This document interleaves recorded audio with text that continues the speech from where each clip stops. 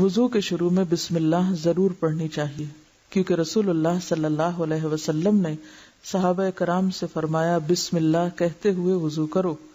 واضح رہے کہ وضو کی ابتدا کے وقت صرف بسم اللہ کہنا چاہیے، الرحمن الرحیم کے الفاظ کا اضافہ سنت سے ثابت نہیں۔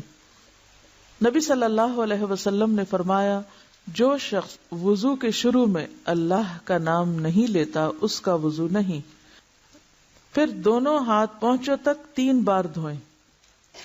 ہاتھوں کو دھوتے وقت ہاتھوں کی انگلیوں کے درمیان خلال کریں، یعنی صرف اوپر سے نہیں دھوئیں بلکہ اندر کے حصوں کو بھی گیلا کریں، انگلیوں میں انگلی ڈال کے۔ پھر ایک چلو لے کر آدھے سے کلی کریں اور آدھا ناک میں ڈالیں اور ناک کو بائیں ہاتھ سے جھاڑیں۔ یہ عمل 3 دفعہ کریں۔ پھر 3 بار منہ دھوئیں یعنی چہرہ۔ پھر ایک چلو لے کر اسے ٹھوڑی کے نیچے داخل کر کے داڑھی کا خلال کریں۔ پھر دایاں ہاتھ کوہنی تک 3 بار دھوئیں، پھر بایاں ہاتھ کوہنی تک 3 بار دھوئیں۔ ایلبو کو کہتے ہیں کونی، اور یہ جو ہڈی ہے یہ شامل ہونی چاہیے اس میں۔ پھر سر کا مسح کریں۔ دونوں ہاتھ سر کے اگلے حصے سے شروع کر کے گدی تک پیچھے لے جائیں، یعنی جہاں تک بالوں کی جڑیں ہیں۔ پھر پیچھے سے آگے اسی جگہ لے آئیں جہاں سے مسح شروع کیا تھا، یعنی جیسے خواتین کے بال لمبے ہوتے ہیں یا ان کے الجھنے کا ڈر ہوتا ہے تو آپ اس کو اس طرح کر کے بھی آہستہ آہستہ لا سکتے ہیں، ضروری نہیں کہ پورے بال پیچھے سے آگے الٹائیں۔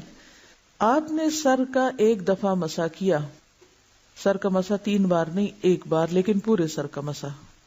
پھر کانوں کا مسح اس طرح کریں کہ شہادت کی انگلیاں دونوں کانوں کے سوراخوں سے گزر کر کانوں کی پشت پر انگوٹھوں کے ساتھ مسح کریں۔